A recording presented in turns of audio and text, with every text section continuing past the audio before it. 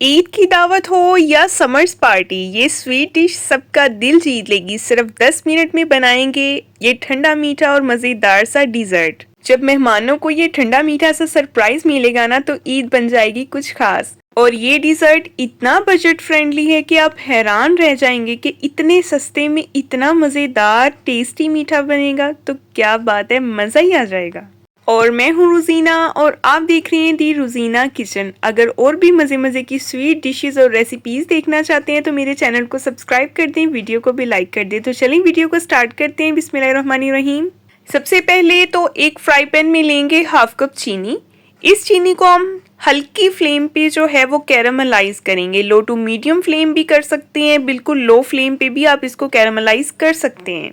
बस आपने इस बात का ख्याल रखना है कि चीनी जो है वो जलनी नहीं चाहिए। अगर चीनी जलेगी तो आपका डिज़र्ट ख़राब हो जाएगा, क्योंकि चीनी जलने के बाद कड़वी हो जाती है।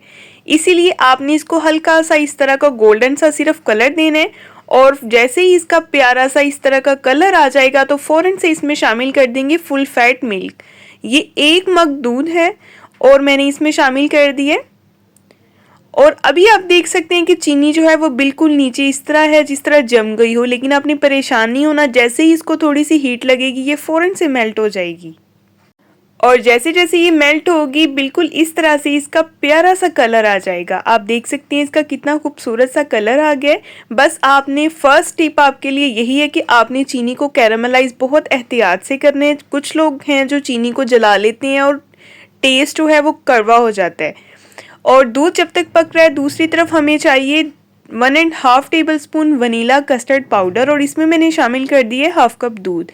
अच्छे से इसको मिक्स करेंगे। इसके सारे लम्स जो हैं वो हमने अच्छी तरह से ख़त्म करने हैं। इसमें कोई गुठली नहीं होनी चाहिए। और साथ ही आपसे एक छोटी सी गुजारिश है, अगर आप मेरे चैनल पे नए हैं तो मेरे चैनल को सब्सक्राइब कर दें, वीडियो को लाइक कर दें, बेल आइकन को ऑन कर दिया करें ताकि आपको हर नई आने वाली वीडियो का नोटिफिकेशन मिले। तो ये अच्छे से मिक्स हो गया।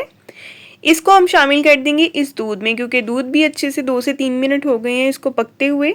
और ये इसमें शामिल करेंगे कस्टर्ड और फ़ौरन से इसको हमने मिक्स करना है। आप देखेंगे कि ये साथ साथ ही इसकी कंसिस्टेंसी जो है वो थिक होनी शुरू हो जाती है। ना तो इसकी कंसिस्टेंसी में बहुत ज़्यादा थिक चाहिए, ना ही बहुत ज़्यादा पतली चाहिए, बिल्कुल क्रीमी साइज़ का हमें टेक्सचर चाहिए। फ्लेम को कर देंगे ऑफ। इसको 1 से 2 मिनट पहले पकाएंगे, उसके बाद फ्लेम को हमने ऑफ कर देना है ताकि कस्टर्ड का कच्चापन जो है वो भी ख़त्म हो जाए। आप इसकी कंसिस्टेंसी देख सकते हैं, हमें बिल्कुल इस तरह की चाहिए, ठीक है। ना तो इससे बहुत ज़्यादा थिक होना चाहिए, ना ही बहुत ज़्यादा पतला, क्योंकि इसने ठंडा होने के बाद ऑलरेडी थोड़ा सा थिक हो जाना है। ये देखें, इसको मैंने रूम टेम्परेचर पे जो है वो ठंडा कर लिया है। अभी इसको हमने फ्रिज में नहीं रखना, जस्ट रूम टेम्परेचर पे लेके आना है। इसको मैं शिफ्ट कर दूँगी एक बॉल में। ये देखें, इस तरह से सारे का सारा ये जो कस्टर्ड है इसको हमने एक बॉल में शिफ्ट करना है। जब आप चीनी को कैरामलाइज करके उसमें वनीला कस्टर्ड शामिल करते हो ना, तो यकीन करें इस कदर लाजवाब जायका आता है ना कि क्या बात है, मज़ा ही आ जाता है। तो अब इसको एक बॉल में शिफ्ट करने के बाद मैंने इसको अच्छे से बीट कर लेना है ताकि ये स्मूथ हो जाए। इसमें जो बड़े बड़े से लम्स से बन रहे नज़र आ रहे हैं ना, वो ख़त्म हो जाए और बिल्कुल इसका टेक्स्चर जो है वो स्मूथ हो जाए, बिल्कुल इसी तरह से जिस तरह से आपको नज़र आ रहा है।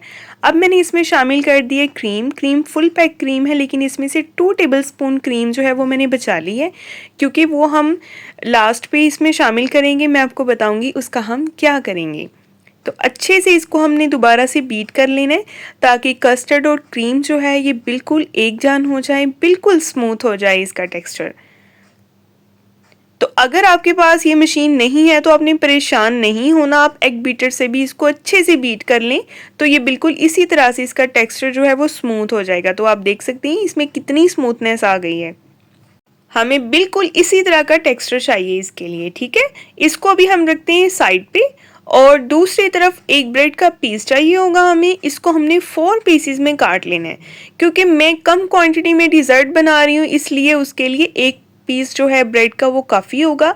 अगर आप ज़्यादा क्वांटिटी में बना रहे हैं, आपने जितनी लेयरिंग्स करनी है आप उसी हिसाब से जो है वो ब्रेड लेंगे इसमें, ठीक है। ये मैंने 4 पीस कर लिए एक ब्रेड की। और एक प्यारी सी हम ट्रे लेंगे और इसमें सबसे पहले तो शामिल करेंगे नीचे ब्रेड क्रम्स। ब्रेड क्रम्स इसलिए ऐड कर रही हूँ क्योंकि फिर इसको निकालने में डिज़र्ट को ज़रा आसानी होती है, ठीक है।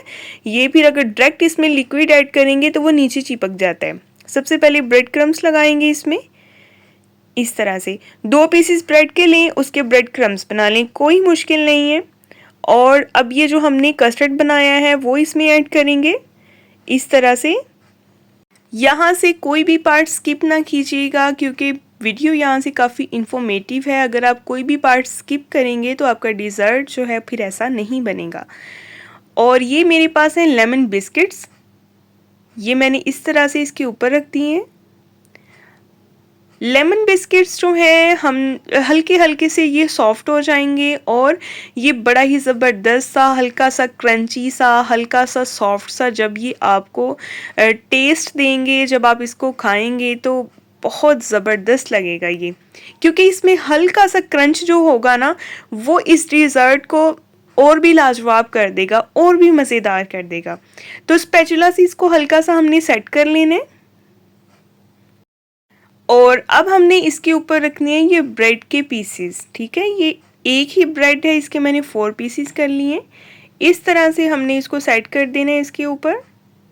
ये देखें जी, बिल्कुल इसी तरह से।